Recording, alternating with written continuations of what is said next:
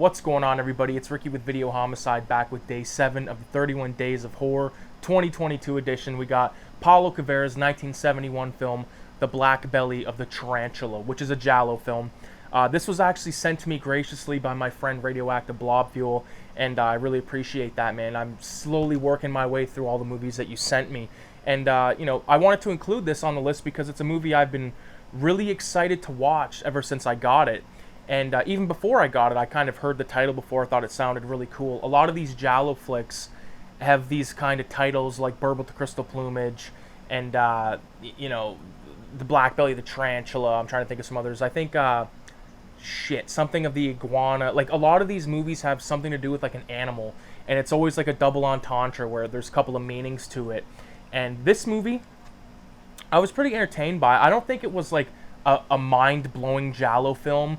I don't think it's like, it's not deep red or anything like that, but it is pretty goddamn cool. There is some pretty cool murders in it. It's kind of light on the bloodshed. That's one thing, especially, just coming off the hype of Pieces again, seeing all that blood and madness. Like, you watch a movie like Black Belly, and you're not going to get that kind of stuff. You're going to get a really fucking clean, amazing score by Ennio Morricone, who, of course, is one of the best one of the best composers in general. In the history of cinema. Really, really captivating musical score. Almost like, not Travis Bickle-ish, but like, it has like this very loner kind of feel to it. And I really like our main lead guy, who is the inspector. He was actually the inspector in Hannibal. So as soon as I put this movie on, I had to like pause it, look it up. Who is this guy? What do I know him from? And it's Hannibal. He plays the inspector.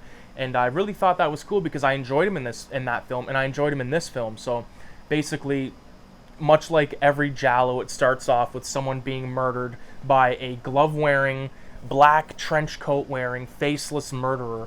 And in this case, our murderer uses these like pins. I wouldn't call them knitting needles, but like these long needles.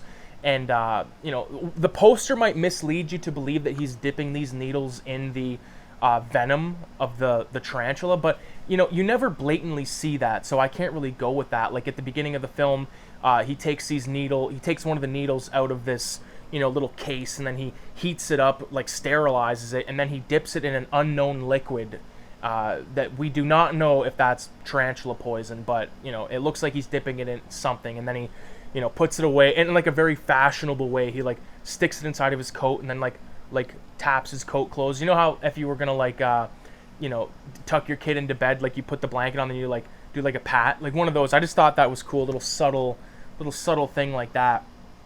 Make way to our first murder, where this woman is injected with this needle, not injected, but she's impaled with this needle, and then she becomes paralyzed, and then our murderer goes to town, and then like again we see some cool like a blade being dragged through her like torso, stuff like that. It's not too intense on the special effects, but what you see is adequate. I would say, maybe not for what I expected, but I definitely wasn't turned off by this film in any way. So we meet our inspector, who's going to be taking charge of this case, who is a dude from Hannibal, really good actor, and he's basically tasked to, well, not really tasked, he kind of like invites the case on himself, but he's now trying to find out what's going on, of course.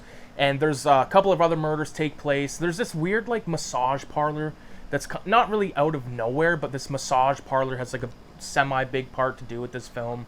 One of my favorite things about this movie is when the inspector goes and talks to this scientist dude, and that's where you get the title of this film. He's like explaining to the inspector like the wasp versus the tarantula. Like the wasp will like paralyze the tarantula and then use it to lay its larvae and all that kind of stuff. So that's where you get like your connection with the title. But I liked how the spiders that this guy had like were in these boxes that were being like shipped through internationally through the Orient, I believe is like Asia, obviously.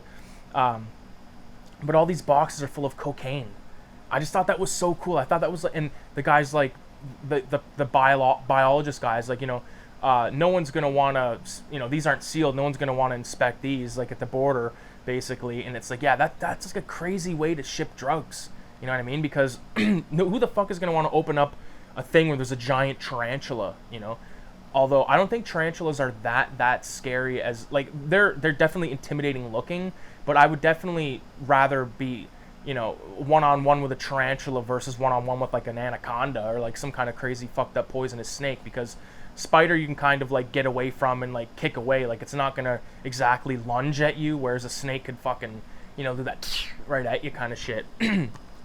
But black belly of this tarantula, not too much to say really more about it. I mean, I had a good time with it, but I wouldn't say I was let down, but I was definitely kind of led astray as to what I thought was going to happen to this. Led astray in my own mind, that is. I definitely expected a lot more insane murders and stuff. And this movie is doubted or listed as like one of the best giallo films, according to this one Wikipedia fucking thing I read, or Wikipedia-esque thing.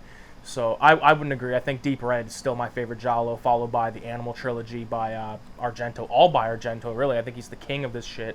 So, you know, if you have any suggestions for other giallo films, leave them in the comments, because I'm really, you know, really want to check out some more, brush up my chops. I've maybe seen like 10 to 15 tops, and really want to check out some more. I've seen some of what I consider the heavy hitters, or what are considered the heavy hitters, but you know, that's the thing with the internet. Everything's kind of composed of these lists made by people. They're only going to talk about their favorite, of course. Like, why wouldn't you?